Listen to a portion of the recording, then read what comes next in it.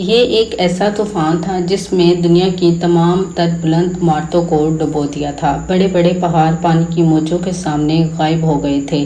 اس طوفان میں دنیا کی پوری آبادی ختم ہو چکی تھی، مگر پانی کے ان بڑی بڑی موجوں پر صرف ایک کشتی تھی جو تیر رہی تھی، اور اس میں موجودہ 80 لوگ جو اس دنیا میں باقی رہ گئے تھے۔ یہی وہ لوگ تھے جنہوں نے دنیا کو دوبارہ آباد کیا اور نسل انسانی کو بچایا۔ آج سے 5000 سال قبل اس سرزمین پر طوفان کیوں آیا تھا؟ وہ کشتی کس کی تھی اور وہ لوگ کون تھے جنہوں نے اس کشتی میں سوار ہو کر اس خطرناک طوفان سے خود کو بچا لیا تھا؟ اس ویڈیو میں ہم آج سے ہزاروں سال قبل آنے والے اس عظیم طوفان کے بارے میں جانیں گے جسے طوفان نوح کے نام سے یاد کیا جاتا ہے۔ حضرت آدم علیہ السلام کے دنیا میں آنے کے بعد ان کی اولادیں دنیا میں خوب پھلی پھولی، لیکن ایک مدت گزر جانے کے بعد وہ لوگ خدا کو بھول چکے تھے اور ایک خدا کی بجائے انہوں نے مٹی اور پتھر کے کئی خدا بنا لیے تھے۔ نہ صرف ان کی عبادت گاہیں بتوں سے بھری پڑی تھیں بلکہ ہر گھر میں بت رکھے تھے۔ اس نے بنی نوح انسان کو کفر و شرک میں مبتلا کر دیا تھا۔ لوگ حضرت آدم علیہ السلام، حضرت شیس علیہ السلام اور حضرت ادریس علیہ السلام کی تعلیمات کو بھلا چکے تھے۔ حضرت ادریس علیہ السلام کو بھی وفات پائے سینکڑوں برس گزر چکے تھے، چنانچہ اللہ رب العزت نے اس قوم ہی میں سے ایک شخص حضرت نوح علیہ السلام کو ان کی طرف نبی بنا کر بھیجا۔ آپ کے والد کا نام لمک تھا اور وہ حضرت آدم علیہ السلام کے بیٹے حضرت شیس علیہ السلام کی اولاد میں سے تھے۔ حضرت نوح علیہ السلام اللہ رب العزت کے پہلے رسول ہیں جنہوں نے اپنی قوم کو تبلیغ کی۔ آپ علیہ السلام پر کتابیں نازل ہوئیں اور سب سے پہلے آپ کی قوم پر عذاب نازل ہوا۔ حضرت نوح علیہ السلام کی قوم ملک عراق کے گرد و نواح میں آباد تھی۔ آپ نے انہیں اللہ رب العزت کی وحدانیت اور عبادت کی طرف دعوت دی۔ آپ نے اپنی قوم سے کہا، میں تم کو کھول کھول کر ڈر سنانے اور یہ پیغام پہنچانے آیا ہوں کہ اللہ رب العزت کے سوا کسی کی عبادت نہ کرو۔ اگر تم اسی کفر و شرک میں مبتلا رہے تو مجھے ڈر ہے کہ تم کسی سخت عذاب میں مبتلا نہ ہو جاؤ۔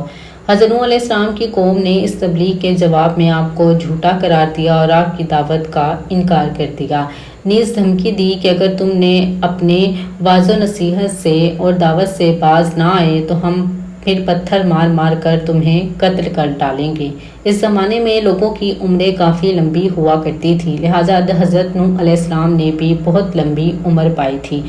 آپ نے اپنی قوم کو 950 سال تک تبلیغ کی اور بے انتہا کوششیں کی کہ وہ لا شریک معبود پر ایمان لا کر شرک سے توبہ کر لیں، مگر ان پر کوئی اثر نہ ہوا۔ اس قوم میں صرف چند غریب لوگ تھے جو آپ علیہ السلام پر ایمان لائے، جن کی تعداد 70 یا 80 تھی۔ جب درس توحید دیتے دیتے مدتیں گزر گئیں، ان پر کوئی اثر نہ ہوا تو ان کی مخالفت اور دشمنی میں اضافہ ہوتا گیا۔ اللہ رب العزت نے اپنے نبی کے اطمینان کے لیے ان کی طرف وحی فرمائی کہ جن کی قسمت میں دولت ایمان تھا وہ ایمان لا چکے، ان کے علاوہ اور کوئی بھی ایمان لانے والا نہیں، اسی لیے آپ علیہ السلام ان کے لیے غمزدہ نہ ہوں۔ اب مہلت کی گھڑیاں ختم ہونے والی ہیں، ان کی تباہی کا مقررہ وقت آ پہنچا ہے۔ اللہ رب العزت نے حضرت نوح علیہ السلام کو حکم دیا کہ ایک کشتی بناؤ، انہیں ایک عظیم سیلاب سے ہلاک کرنا مقدر ہو چکا تھا۔ اس لیے پہلے ہی اپنے نبی کو اللہ رب العزت نے کشتی بنانے کا حکم دیا۔ حکم ملتے ہی حضرت نوح علیہ السلام کشتی بنانے کے لیے کمر بستہ ہو گئے۔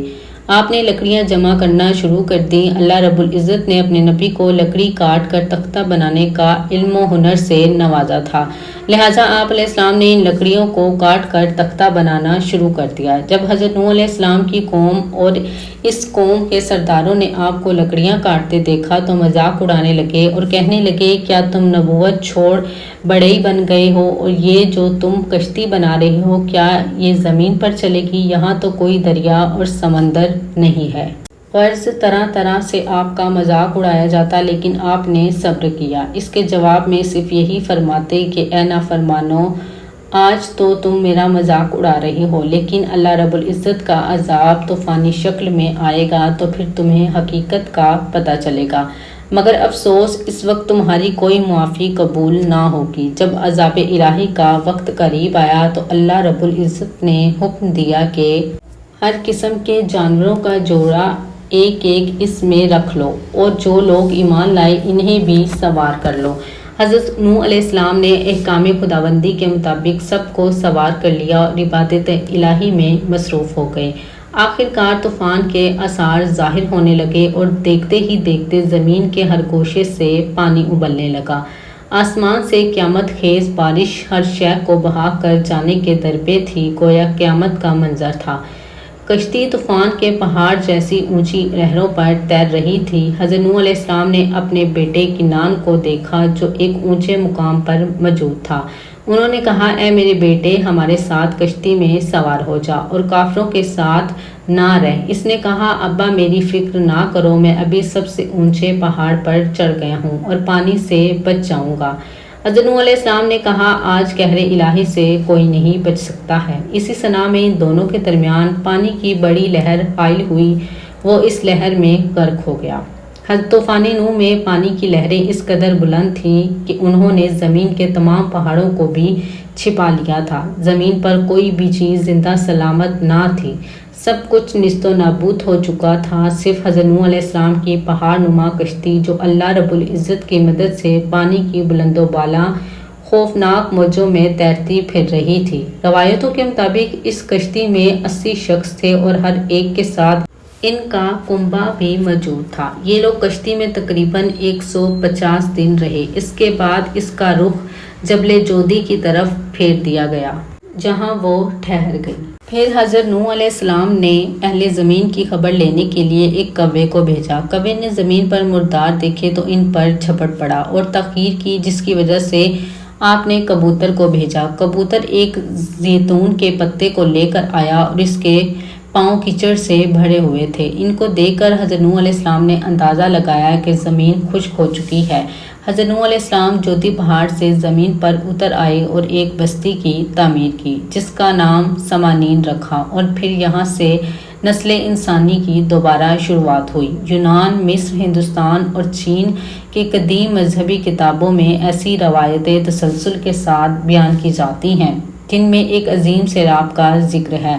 زیادہ تر مذہبی کتابوں میں ایک کشتی کا تذکرہ ملتا ہے جس کے ذریعے باقی رہنے والوں نے نسل انسانی کو باقی رکھا۔ اے نوح، کشتی سے اترو، ہماری طرف سے سلامتی اور برکتوں کے ساتھ جو تم پر اور تمہارے ساتھ والوں پر رہے گی، اور دوسری جماعت ہے کہ ہم انہیں دنیا میں فائدہ دیں گے، پھر انہیں ہماری طرف سے دردناک عذاب پہنچے گا۔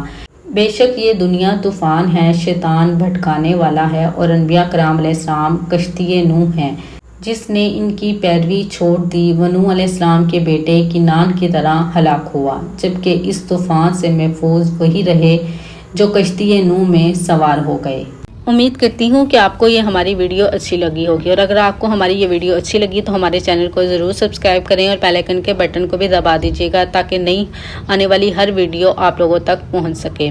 اسی کے ساتھ میں آپ لوگوں سے اجازت چاہتی ہوں۔ اپنا اور اپنے پیاروں کا بہت خیال رکھیے گا اور اللہ اور اس کے رسول صلی اللہ علیہ وسلم سے بہت محبت کیجیے گا۔ اللہ حافظ۔